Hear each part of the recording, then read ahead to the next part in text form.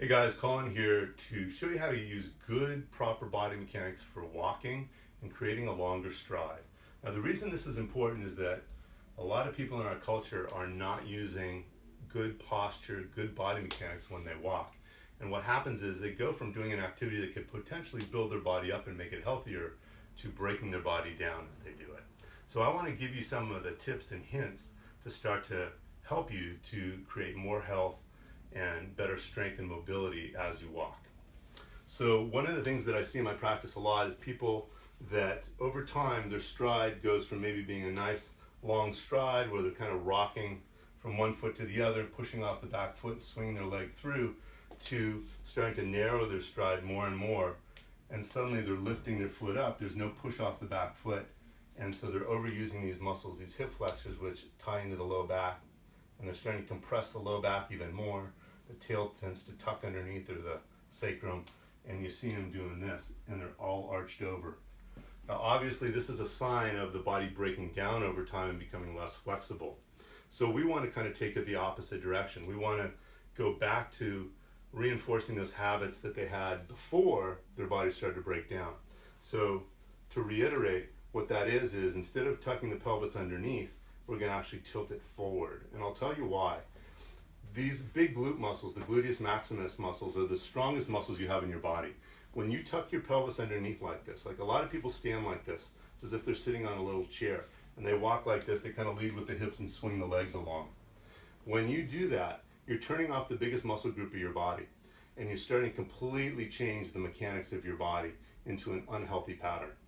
The reason is these muscles have to get involved in order for you to have a healthy low back and to stabilize your whole sacrum area here. These muscles also have to get involved in order to help you push off the back leg so you can naturally swing your leg forward. If you're not swinging your leg forward, you're lifting it up and you're reinforcing this bad pattern of compressing and tightening the muscles in through the abs and through the hip flexors, which leads to more and more of this bending forward. So the first thing we want to do is we want to get you out of any habit of tucking the pelvis underneath. And even if you don't do that, it's still really helpful to start to create mobility in the low back so that your pelvis can move separately from the rest of your body, so that joint can become strong. So in order to do this, we're going to do what are called pelvic tilts. And most people do pelvic tilts where they'll tuck their pelvis underneath and then they'll rock it forward. But you can see how my rib cage is kind of rocking back and forth like this. We want to take your rib cage out of the equation. So in order to do this, think about your rib cage like it's a big cylinder. And you're going to pull your belly button in toward your spine a little bit and lift your rib cage up just a little bit. From that position, with your feet about shoulder width apart, you're going to slowly tilt your pelvis forward, but feel for the tendency for your rib cage and sternum to want to come forward, and don't let it do that. So you just bend a little forward, and then you tuck your pelvis underneath, bend a little backward.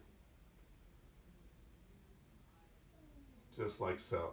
It's a subtle motion, especially in the beginning. Do not push it. It's not about doing this in any extreme way.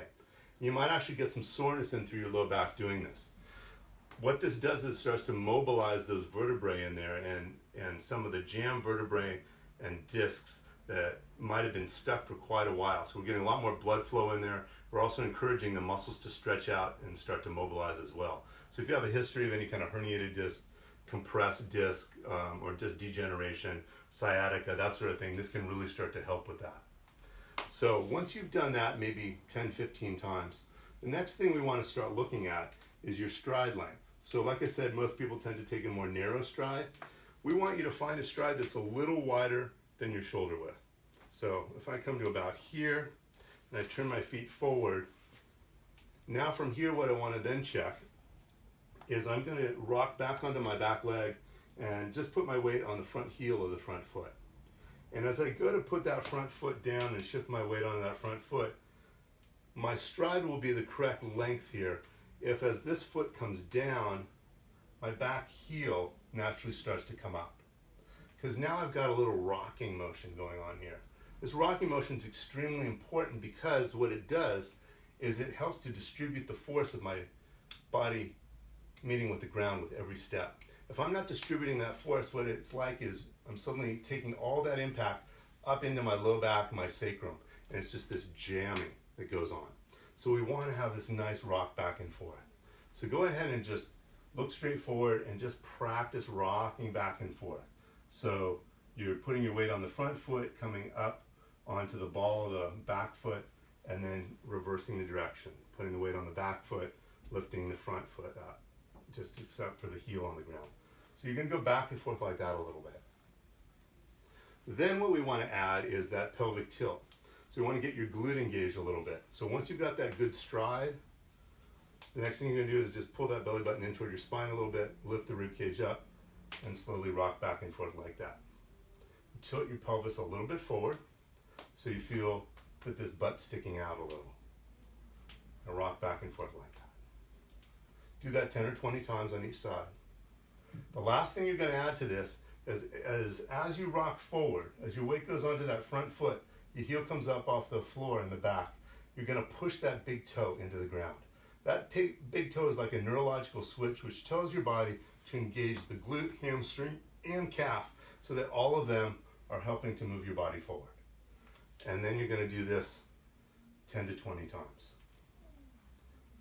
And I would encourage you to kind of stop at the top, push that big toe in, and feel these muscles engage. So if you do this exercise maybe 5 minutes a day, and I'm going to have another video that's going to have more to this so you can continue to build on it.